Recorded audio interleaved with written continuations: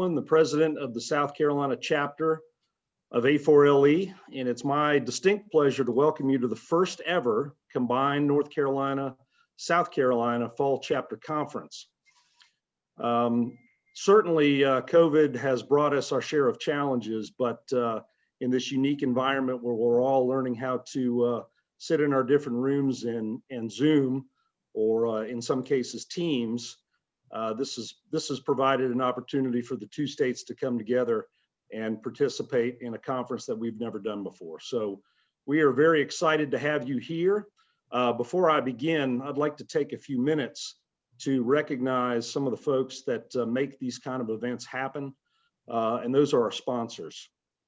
You know, without our sponsors, none of these events could go on because they provide the fuel in the engine that makes all this possible. So without further ado, our sponsors for this particular conference include Blankenship Associates, Inc., Clark Nexen Architecture and Engineering, Craig Galden and Davis and Company, DLR Group, Earl Swinson Associates, Little, LS3P Associates Ltd, Ambicon Construction Company, Inc. Company, McMillan Pasden Smith Architecture, Mosley Architects, National Ready Mixed Concrete Association, Pinnacle Dryer Corporation, Raymond Engineering, SFL plus A Architects PA, Sherman Carter Barnhart, Smith Senate Architecture, Timmons Group,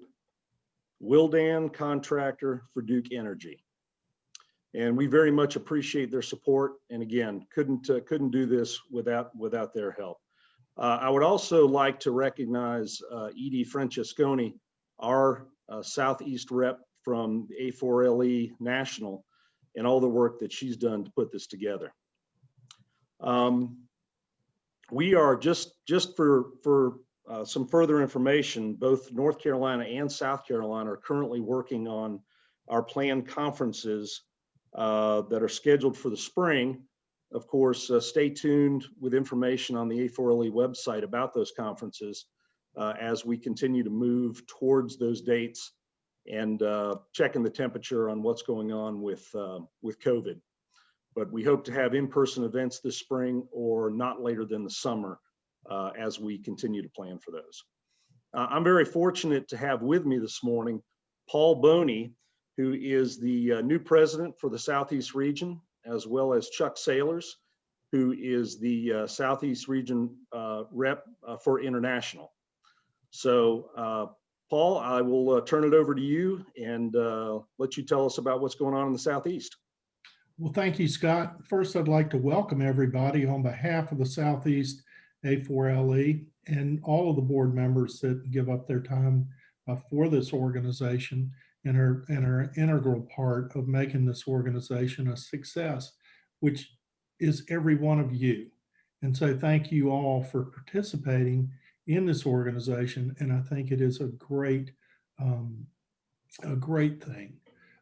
Taylor Morris is with us also. Taylor and I work together, and she has been an integral part in providing some things today and will be helping the Southeast as we move forward. Again, I'd like to thank you all for being here today. It's a very special time for us all to be together. This has been a tough year, and I'm looking forward to 2021 and the great things ahead. So thank you all. Okay, Paul, thank you very much. Now, Chuck Sailors will give us some perspective from the Southeast and also international. Thank you, Scott, and thank you, Paul, for your service. I'd like to take this opportunity to thank both Scott Carl and Hamilton Court and the boards for both the South Carolina and North Carolina chapters for making this event take place. Also to follow up on Scott and Paul's comments related to Edie and Taylor's support to make this day happen. You know, a lot of behind the scenes work takes place to make sure that all of the mechanisms are in place, and these ladies have done a fantastic job in helping put this together today, and we appreciate their service. We have today over 100 members of A4LE that are participating in today and tomorrow's conversations. And again, as Scott mentioned, this is a one-of-a-kind or a first event for these two chapters working simultaneously to inform our members. Your participation in A4LE is important, whether you are a school district representative, a professional in the design community, or someone like myself who actually builds and supports the school facilities. Your involvement in A4LE is dramatically important because our work together is unique. No other association in this country that I'm aware of has these three components that work solely for the insurance that every student that we serve has a safe, secure, and technologically equal learning environment. And so your participation here today, your membership in our association, and those that are not with us today is important to make sure that the work that we do continues forward. As Paul mentioned earlier, these have been some very challenging times. 2020 is a year that we would soon like to forget, but it's also given us an opportunity to excel in areas where we normally would not have been providing services virtually like you would find today. So we've had a tremendous challenge, but it's also been a great learning opportunity. And I certainly hope that this next year will provide us the opportunities to expand upon the learning that we have been able to develop when it comes to bringing services to you, our member. So enjoy today's conversations. Please be with us again tomorrow. And again, thanks to Paul and his board at the region level, and to Hamilton and Scott for their work and their board's work at the chapter level. I wish all of you a good day, and thank you for your participation and your service. Thank you, Scott. Thank you very much, Chuck. Incidentally, it is a really exciting time to be a member of either the North or the South Carolina chapters. We have the largest,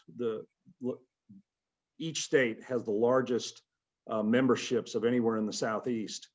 And that's pretty exciting considering how, I would say, junior in age-wise some of our chapters are. So it's an exciting time to be a part of A4LE. It's a little bit of an interesting time for some of us in the public sector, particularly school district folks. Because of COVID and the uncertainty of budgets going forward, it's probably going to be more and more challenging to add members to our roles, to get people to go to conferences and things like that, because of the fact of where the uncertainty is in some of the public sector budgets. So I would encourage our sponsors, our leadership in both our chapters to think about innovative ways that we can bring more folks into our fold, and also come up with ways to allow them to participate until some of these budget situations are worked out. But I'm confident that we will be able to figure those rough patches out and make our chapters even better than they are now. Just some housekeeping items as we get ready to move into the presentations in the conference.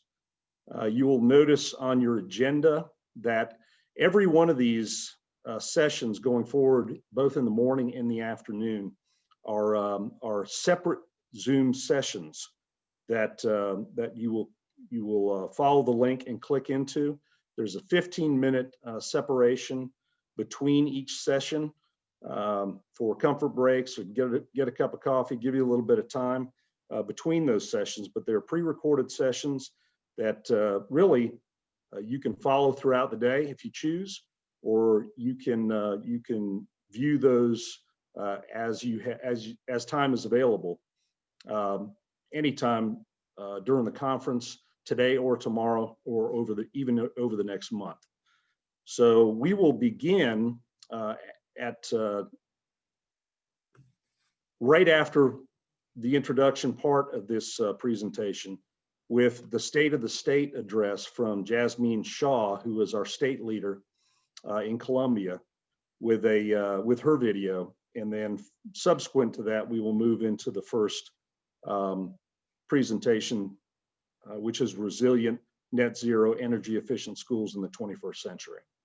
So As Paul and Chuck said, we are very excited to have everybody participating in this event this morning and tomorrow. Hamilton Court, by the way, the chapter president from North Carolina will be introducing tomorrow's sessions along with Paul and Chuck.